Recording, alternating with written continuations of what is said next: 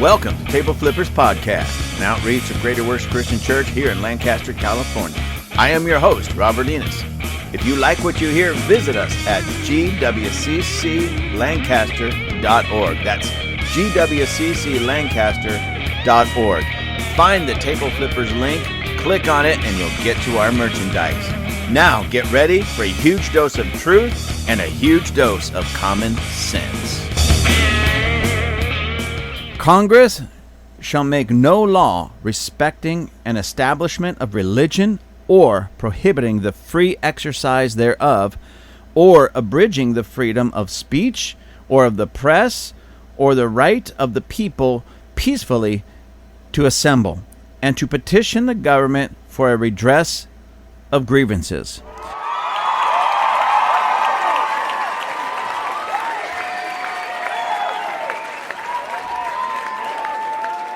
Good day, ladies and gentlemen. It's a beautiful Wednesday, April 28th.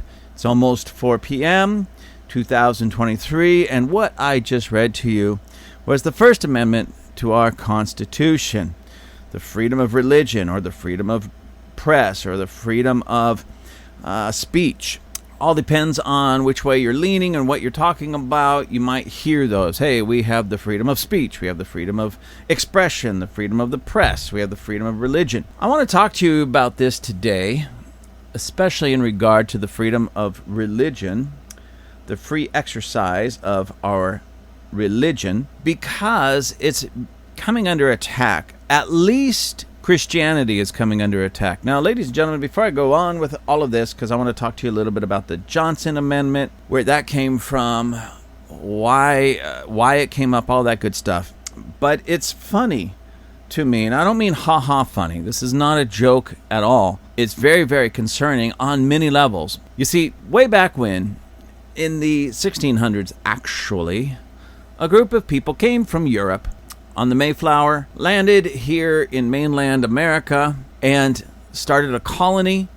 The first draft, or the first document for the New World, as they called it, was the Mayflower Compact.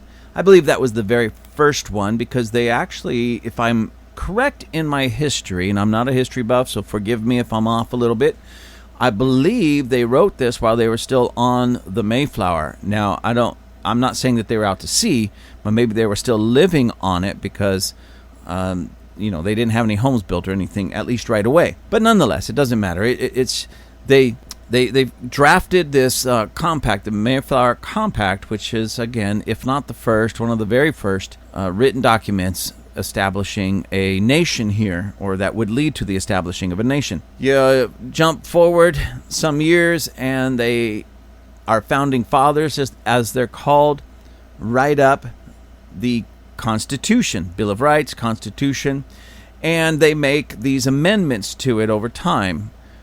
The First Amendment, again, was the freedom of religion, freedom of the press, freedom of speech, freedom to assemble, and freedom, or having the ability to petition the government for a redress of grievances. And the way it's written, as I just read it, as a matter of fact, I want to read it again. I'll probably read it several times throughout this episode, because it is, yes, ladies and gentlemen, it's that important.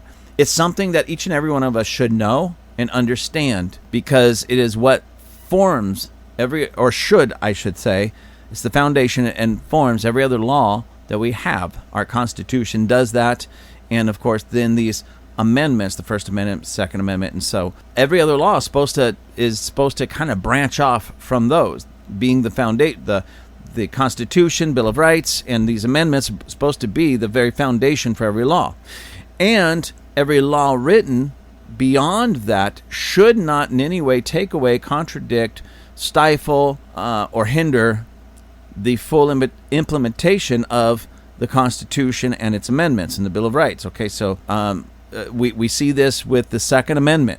The Second Amendment is very, very clear, very simple, and very clear. And basically, the rights of the American citizen to keep and bear arms shall not be infringed upon, primarily, of course, by the government. So you and I having the right, doesn't mean you have to, but I think you should, but the right to go out, purchase a firearm, carry it, okay? Carry it on your person in a responsible manner, ladies and gentlemen, of course, always. And if need be, and we hope you never ever need to do it, but use it in self-defense or the defense of others. That is a constitutional right. It's actually a right given to us by God and made it to the Constitution and in that Second Amendment just to state this is what God has given you. This is not what government gives us. This isn't what the collective gives us. This is what God gives us. And we're just stating what God has given us so that there's no misunderstandings. You, ladies and gentlemen, you American citizens, and I would even say this to the citizens of the world, forget for just a moment, it's not what your actual law says. I'm talking about what God says. I'm not telling you to break the law. That's not what I'm saying. I'm saying that you have the God-given right to protect yourself, defend your family, your wives, your children, or your husbands, and those around you, and to defend those that can't defend themselves. You have that right. And what better way to defend yourselves, protect your families, protect your property, protect those who cannot protect themselves? What better way than owning a firearm? Now, I'm not telling you to go running around like Yosemite Sam in the cartoons, shooting and blasting every ornery hide out there. I'm just saying having the ability to protect yourself is a God-given right. And it's established in the United States of America Constitution in the Second Amendment. And they say, why is that the Second Amendment? I heard somebody say, why is that the Second Amendment? Because that amendment protects all of them, especially the First Amendment. You see, they're really not after the Second Amendment so much as they are the First Amendment. Okay, people in government right now, the Democrats, the left-leaners, they want to destroy your rights of religion, free speech, press, to really be able to talk freely, okay? Because that's where the minds and the hearts are changed and shifted. But they also know that they can't shut that down completely until they take your guns, because the Second Amendment protects the First Amendment and every other amendment. But the Second Amendment protects the First Amendment. Always keep that in mind, ladies and gentlemen. But anyways, I want to get back to this. Let me read this again. The First Amendment to the Constitution of the United States of America. Congress shall make no law respecting an establishment of religion or prohibiting the free exercise thereof, or abridging the freedom of speech or of the press, or of the right of the people peacefully to assemble and to petition the government for a redress of grievances. Now again, this is so absolutely important for us to understand, because this is one of our rights, one of our God-given rights. And within this right, there are several other rights that are all tucked into the same right. So, and basically this is your freedom of expression, and to petition the government is basically what it boils down to. But I want to start with this first part, which says Congress shall make no law, because the laws of the land, as far as federally speaking, it's Congress that establishes the laws, make the laws, write up the laws, agree upon the laws, fight over the laws and all that, and then turn it into law. So it says Congress shall make no law respecting an establishment of religion. Now, I've heard over and over and over again my entire adult life, my entire life, as long as I can remember, this idea of the separation of church and state. And people get that in their mind. What they're taught, what they're told, what they believe is that is found in the First Amendment. And those words certainly are not. And that concept is not really found here at all.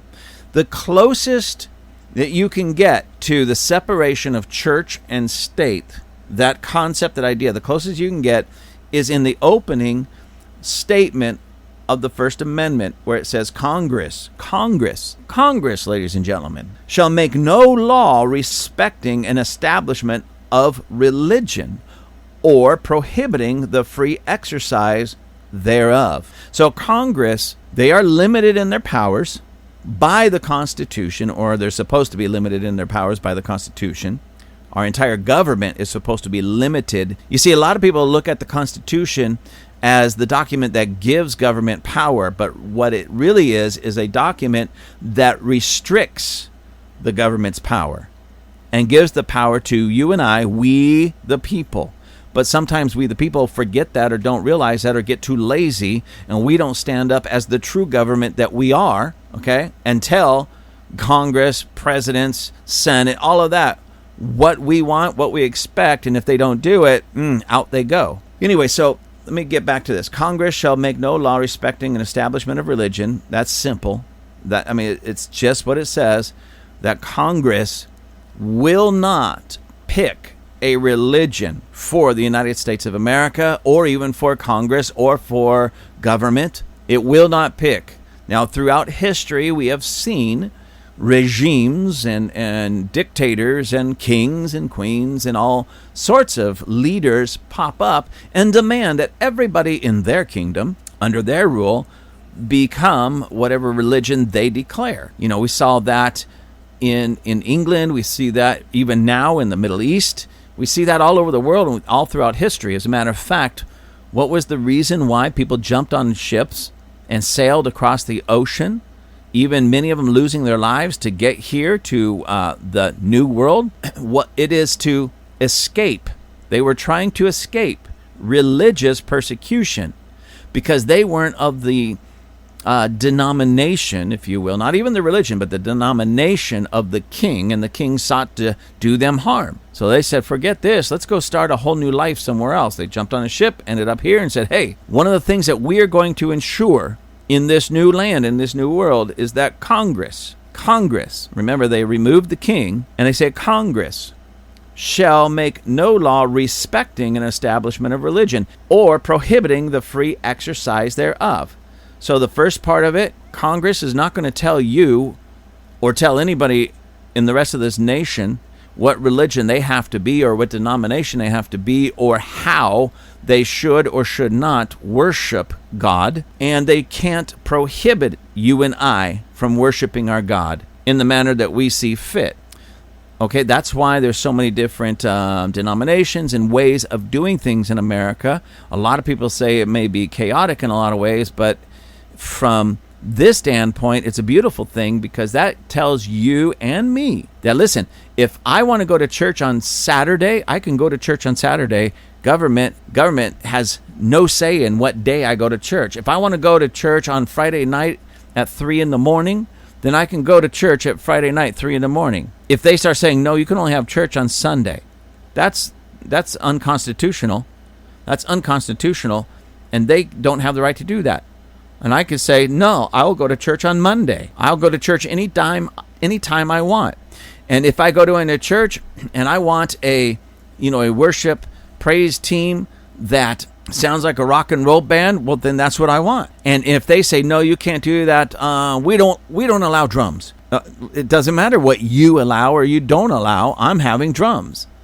If I wanted to go up there with a stringed quartet and try to do praise and worship with a string quartet, or harmonize like the barbershop quartets in my church, well, I could do that. If I look at the Bible and I say, like some churches in America don't have any musical instruments, okay, that's their belief, so they don't use any musical instruments. Others, it's like a rock band.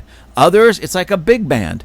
Others, it might be to pre-recorded music. Others, it might just be a simple guitar or piano up there with everybody else singing along. And you know what? I might not personally enjoy all those forms, but what I do enjoy is living in a country where the government can't tell me how to worship my God. So the separation of church and state has nothing to do with keeping Christians or religious people out of government. It's keeping the government out of the church. And that's what it's all about, ladies and gentlemen, because it starts off again. Congress shall make no law respecting an establishment of religion or prohibiting the free exercise thereof. Congress cannot make any law that would prohibit me from exercising or worshiping my God and expressing my love for my God in the manner I see fit. Okay, so here's the thing, ladies and gentlemen. So you still have these anti, church people that don't want church. I mean, church and state. There's got to be a separation. There's just got to be. Go over there and worship your God over there, and let the people that run the government do it over there, and you just stay out of it. But what they don't understand, about me at least, and I'm speaking for myself. Okay, I'm speaking for myself, and I believe I'm speaking for many pastors out there and many church leaders out there, but I'm speaking for myself. One of the reasons why Greater Works Christian Church, that's the church that I head up. I say pastor only because most people understand that concept of pastor, but I'm actually the lead apostle or the head apostle over Greater Works Christian Church. And a lot of people say, please don't get bent out over that title. Why do I call myself apostle? Find how many, do a comparison biblically, okay? Find how many pastors led the church versus how many apostles led the church. And if you do that just quick, brief study, it's really a quick, brief study, you'll find that there were no pastors leading the church. All the church leaders were apostles, and God never changed. I read the Bible through enough times to find out God never changed. His word never changed. So who should be leading the church? Apostles. Okay, it's not this big mystery. It's not this big thing. It's not like I'm trying to strut my stuff and say, bow down to me, I'm like Paul. Bow down to me, I'm like Peter. Bow down to me, I'm like James. No, you don't have to bow. And I'm just Rob. Roberto. So I'm called to be an apostle, the leader of the local church here, and we are what we call non-denominational. That means we're not tied to any denomination such as Baptist, Lutheran, Seventh-day Adventist, Foursquare, Assembly of God, anything like that. We are non-denominational. We're independent. We're non-denominational. Yes, we do have covering, people that we answer to. People, I can't get away with just doing whatever I want, whenever I want, however I want. We do have a board here at the church that keeps me in line and keeps me in check. And I have friends and people in ministry that I have to answer to. And if they start seeing me go off, guess what? I get that phone call or that visitation that says, hey, you're getting off. You need to straighten it up over here, And believe me when I say that, I get very black and white on things, especially when it deals with these types of things that I'm talking about today. And I've had pastors in the past.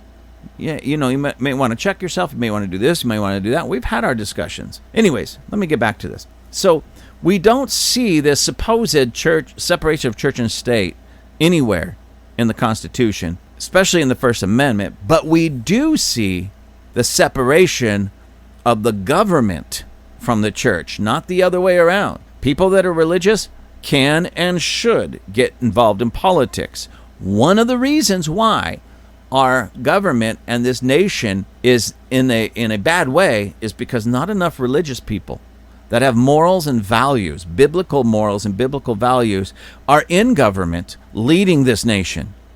Because somehow, some way, they bought into the lie, the foolish lie of the separation of church and state. And they figure, well, because I'm part of the church, I can't be part of the state in that manner, so I got to keep, a low profile in that, and I can't say anything. And that's complete and total nonsense, ladies and gentlemen. It's complete and total nonsense. As a matter of fact, let me talk to you a little bit about the Johnson Amendment. Some of you may know what that is. Some of you may not know what it is, but I'm going to tell you what it is. The Johnson Amendment, I'm just going to read this to you, and this is just from Wikipedia, okay? Wikipedia. That's a weird word to say, Wikipedia. Anyways, it's from Wikipedia, online. I'll put the link in there. It doesn't matter what you think about Wikipedia. What I'm about to read to you is right on.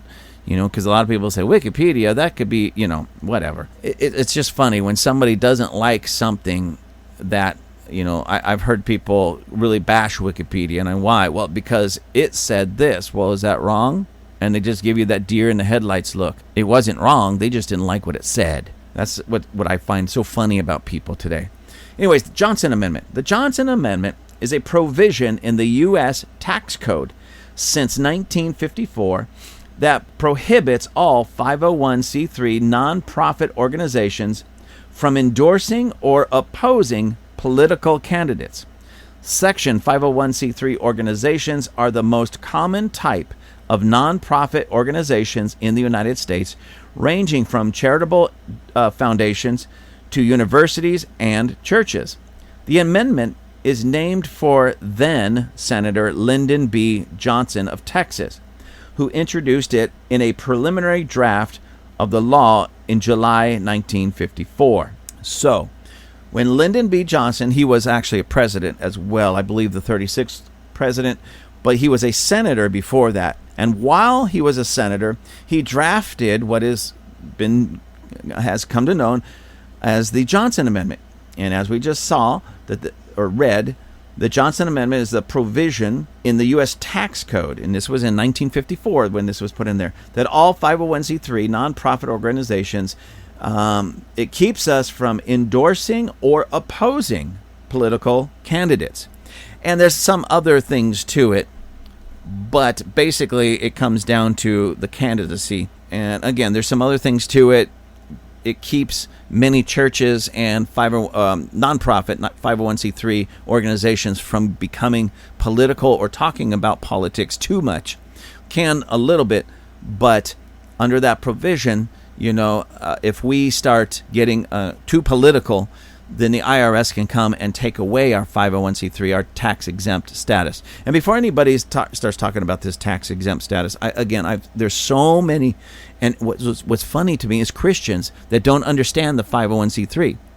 I've heard and seen Christians vehemently bash not only the 501c3 status itself, but churches and organizations that have it, because they assume that it automatically makes us slaves and stifles us, and we're too afraid to say anything. And I'm going to address that in a minute. So before anybody says anything more about the 501c3 status, basically the reason why churches and ministries or charities get the 501c3 status is it exempts them from not all taxes, by the way, but some taxes, such as income taxes. So as long as it's a non-profit, they can file for this, and they don't have to pay income taxes because it's not looked at as an income, but a donation that comes in and then gets redistributed to the areas that it needs to be. For instance, if I were to start a nonprofit organization of, say, feeding the homeless, and I take donations. So let's say every month I take $1,000 in for donations. Well, that $1,000 is expected, for the most part, to go out to feed the homeless. That's why we're in existence. Now, there's certain provisions in there that you can give somebody a salary who runs the place and things of that nature. You can buy certain things like if you need a vehicle, go buy the truck. It's all for the nonprofit and for that use. But it's very limited on what you can do with those finances coming in, because it's expected that most of those finances are going to go to what that organization stands for. And in the case of my example, feeding the homeless. Okay? And because they have the 501c3 provision, they're not expected, or they are expected, I should say, to not be political, not stand for or oppose any political candidate. So if somebody in their area is running that they vehemently disagree with morally, they're not supposed to say that person's name or anything like that. Now, maybe they could talk about morals, like tell people, hey, we're all against abortion, so don't vote for abortionists. I think that's clear, even though that might get them in trouble, but it's still pretty clear because you didn't name anybody's name. You just dealt with a moral issue, okay? So anyways, so the 501c3 has been used by many, to be tax exempt. So in a church, again, the donations come in, and those donations are supposed to be for the church, the running of the church, to make the church run, and to benefit the people of that church primarily, and then secondarily the people of the community around that church or other ministries and organizations. And so it's tax exempt because all the monies that come in are supposed to be donation. They're not supposed to be selling things and making money in that way. There's certain provisions, but again, I'm just talking in generalities. But then once the monies come in, it's supposed to go for the operation of that nonprofit, that church. And because they have the 501c3, again, the Johnson Amendment says you cannot be political. You cannot talk about endorse a candidate or oppose a candidate. All right? And that's where it goes. And so a lot of Christians don't understand that. They think this just really shackles pastors. And I want to tell you, it does not. Not at all. And I'm going to explain that in a minute. But what I will say, because some of you listening to this may have been very frustrated or are frustrated at pastors who don't get political, don't stand up for righteousness, even moral issues that have become political issues, and you're blaming the 501c3. Let me tell you, it's not the 501c3. Do not get mad at the 501c3. Okay, please do not get upset that church has a 501c3 or is a 501c3 entity. Get mad at the head who refuses and uses that as an excuse and refuses to get political and stand up for morality. That person was already a coward, already a limp-wristed coward, and they're hiding behind the 501c3. I just remember hearing Lance Wallnau say this the other day, maybe about a week ago. He says, when President Trump gathered a whole room full of pastors, sat down, and he was actually taking notes. He would say something, see the reaction of these pastors, and then take notes based upon their reaction.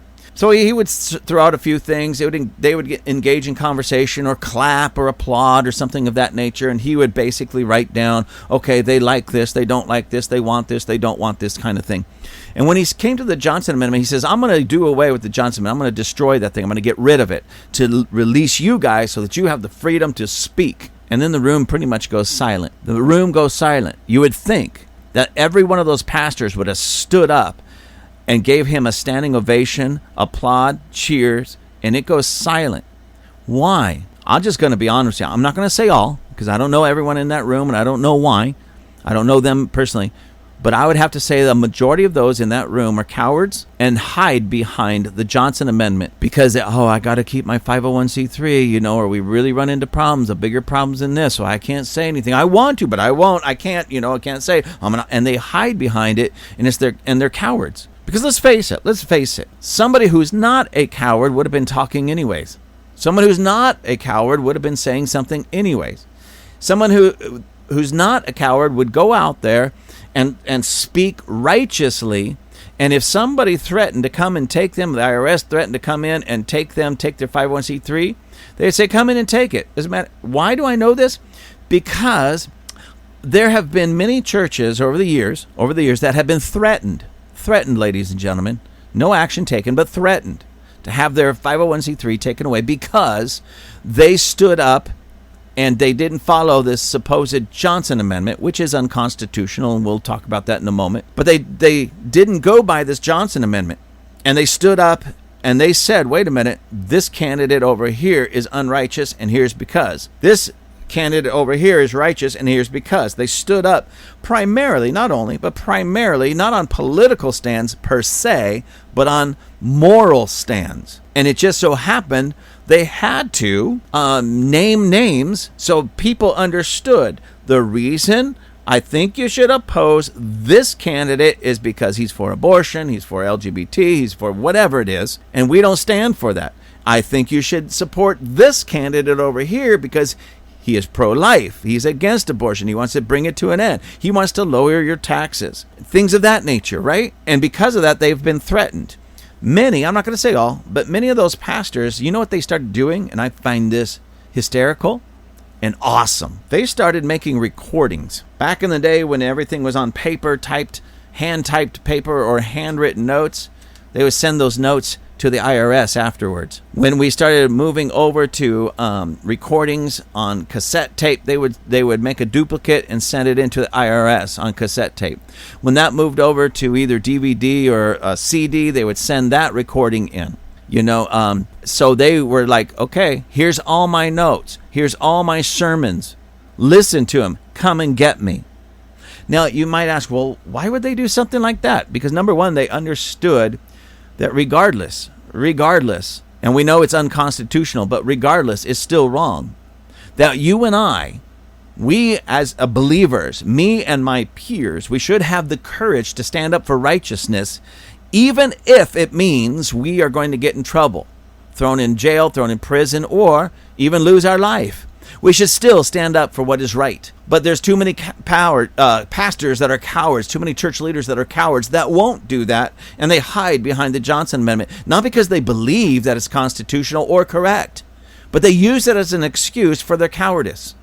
We saw this during the COVID shutdowns, when they demanded that we shut down, which again is unconstitutional. Remember, I just read, and I'm going to get back to that again, the First Amendment. Government, Congress cannot stop, I'm paraphrasing, cannot keep you and I from worshiping our God the way we see fit. The way I see fit is that I show up on Tuesdays for Bible study, and I show up on Sundays for our corporate worship services. And they told me I could not do that. That's unconstitutional. They broke the law. And then the same people that break the law have the nerve to tell me that I cannot support a candidate or oppose a candidate, or I could lose my 501c3. Well, what punishment do they get for breaking the Constitution? In both of those ways.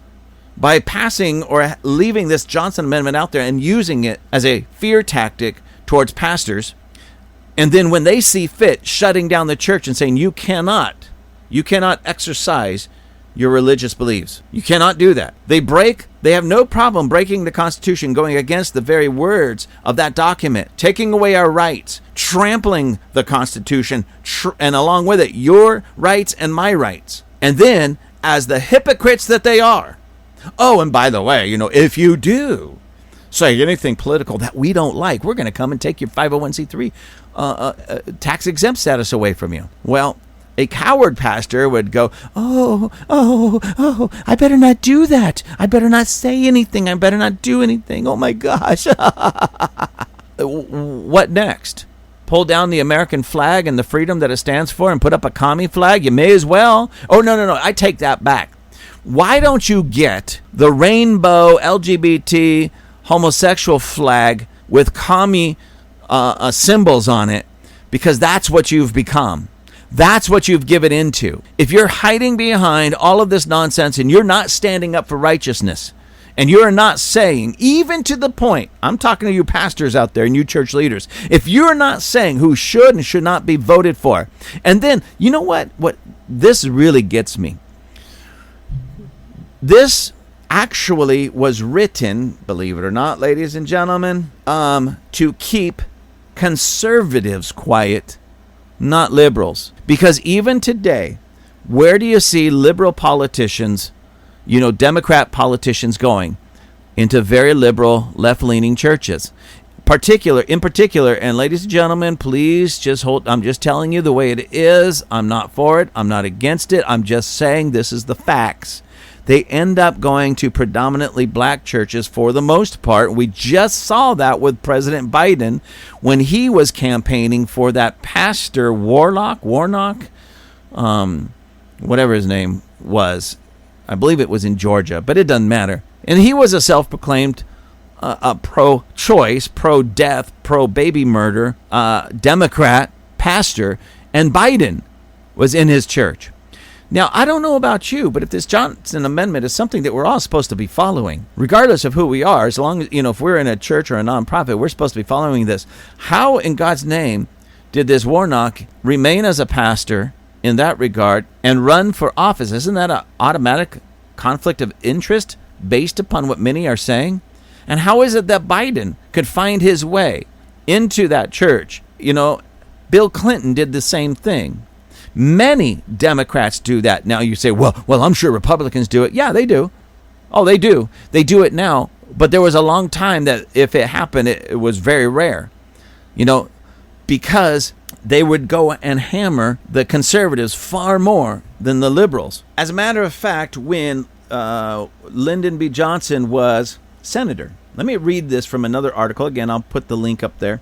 It says, the amendment is named after the senator, later President Lyndon B. Johnson, who introduced the amendment out of concern about the Facts Forum and the Committee for Constitutional Government. So there was two groups, one called the Facts Forum, and another one called Committee for Constitutional Government. And he had concerns. It says both were tax-exempt organizations that had imitated the tactics of Senator Joseph R. McCarthy, Republican, in campaigning against politicians like Johnson, who were more liberal in their political orientation. So Lyndon B. Johnson, who was a liberal, all right, liberal Democrat, he was a Democrat, a liberal, comes up with this amendment. Why?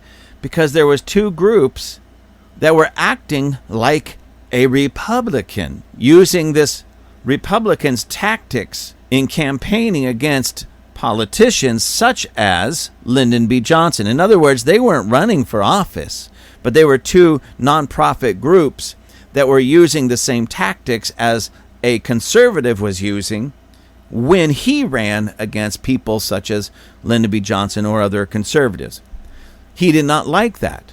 So he comes up with this amendment to do what? To shut the mouths of conservatives, because it was the conservatives that he was trying to shut down so that he can further his political career. That's all this was, ladies and gentlemen. It was a means for not only this liberal, this Democrat, but every Democrat to further their agenda and their careers. That's all it was. It is completely unconstitutional because he was a senator, part of the government that came up with an amendment to the tax code that broke the First Amendment, that kept churches from exercising their religious beliefs as they saw fit. See, because part of my religious beliefs is to stand up against what is immoral, regardless of whether they're running for office, in office, or not.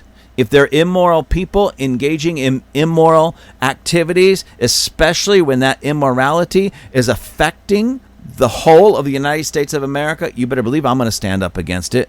And any pastor with any kind of backbone and without limp wrists is going to do the same. Those weak jellyfish pastors are going to hide behind the Johnson Amendment, declaring they have to keep their 501c3. They can't lose it. They're just obeying the law. I don't like it, but it's the law of the land. I got it. It's not the law of the land. It's unconstitutional, which means the Constitution itself cancels out that lower, lesser, unconstitutional law. So not only does it show their weakness, their cowardice, but it also shows their ignorance of the very document that was drafted by believers in Jesus Christ that govern the United States of America. And why is America in the place that it's in, with the darkness and the wickedness and the immorality that's rampant right now? Because of these weak pastors that are trying to come up with every excuse that they possibly can to excuse away their weakness, their cowardice, so they don't have to stand up for right and wrong. They can give these cute little fuzzy, warm, fuzzy, feel-good messages on Sunday and not truly change anybody's life at all. And that's why it bothers me so much. So let me get back to the First Amendment here. Let me read it again. First Amendment of the United States of America, Constitution. It says, Congress shall make no law respecting an establishment of religion or prohibiting the free exercise thereof, or abridging the freedom of speech, or of the press, or the right of the people peaceably to assemble, and to petition the government for a redress of grievances.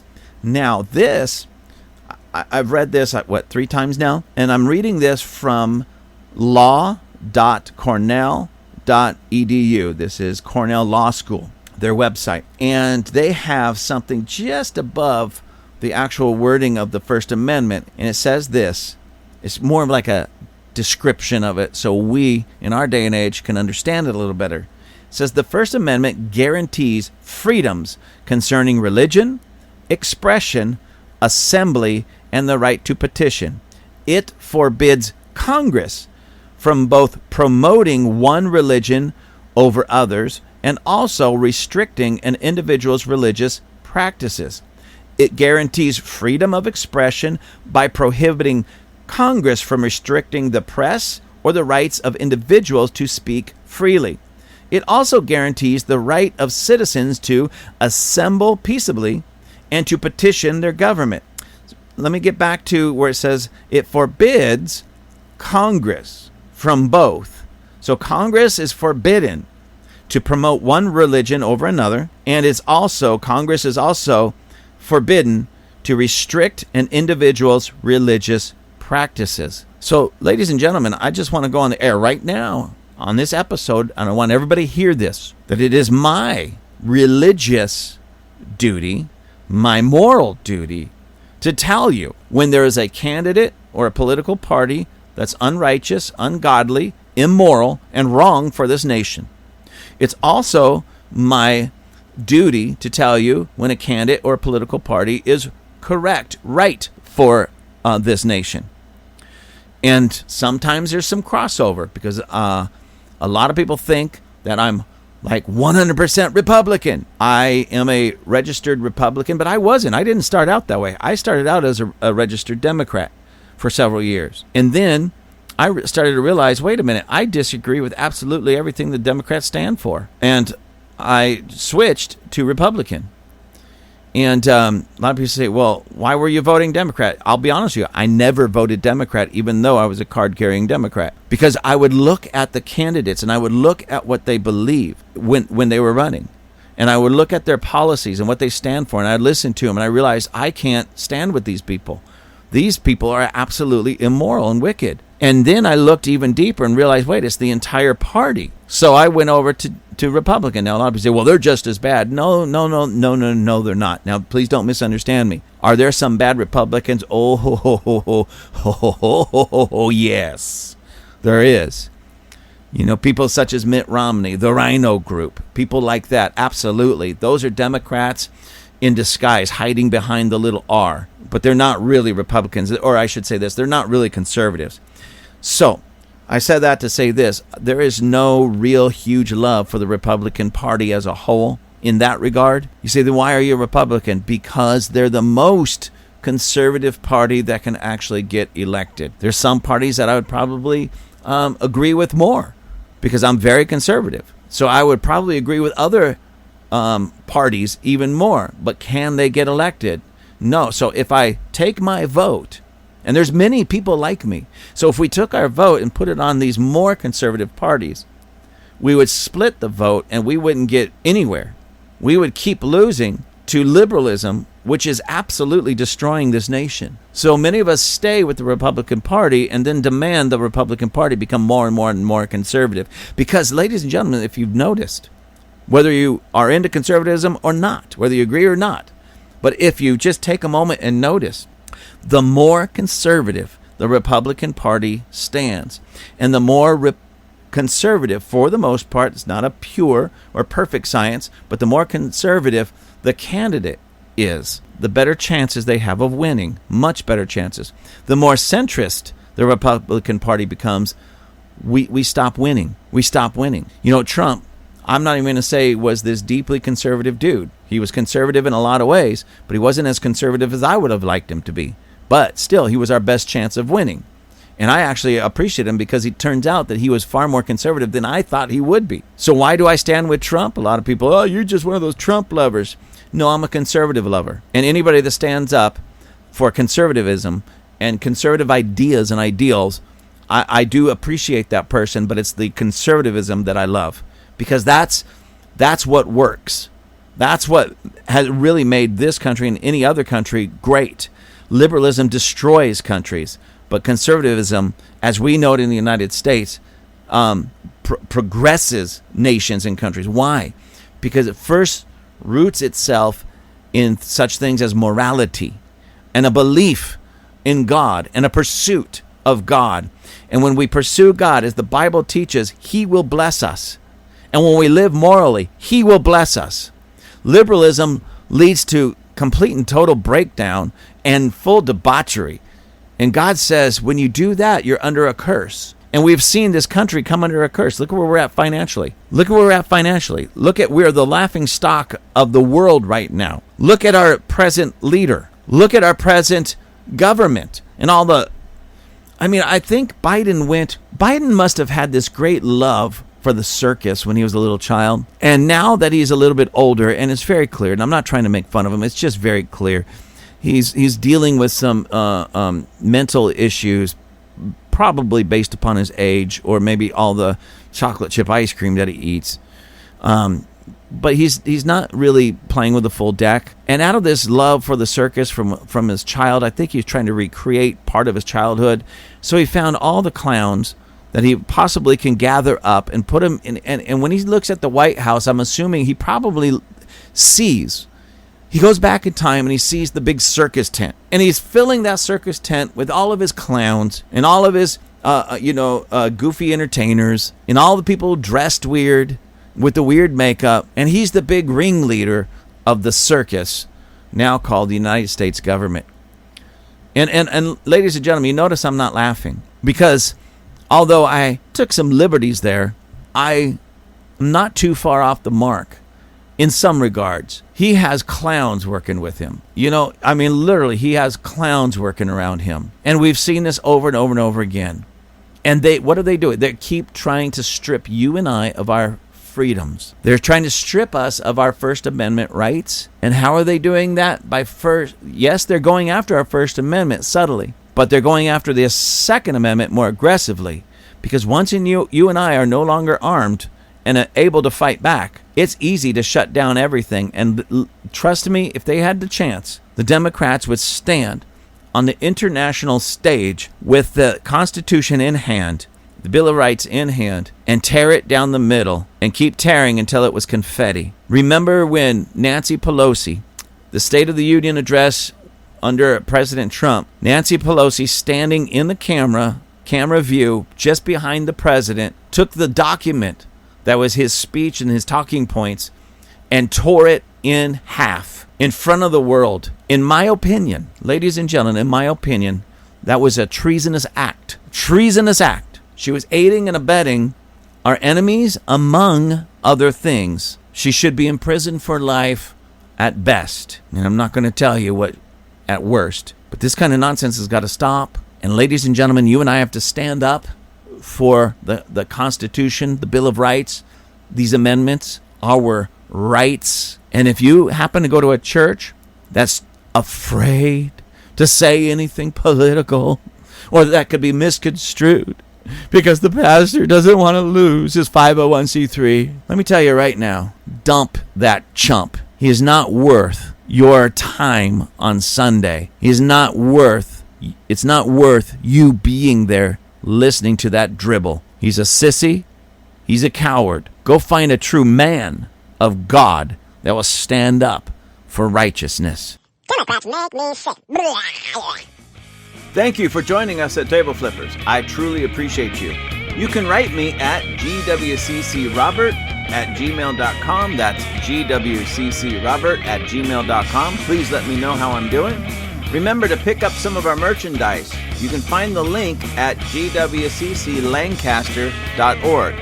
That's gwcclancaster.org. Until next time, be continually blessed.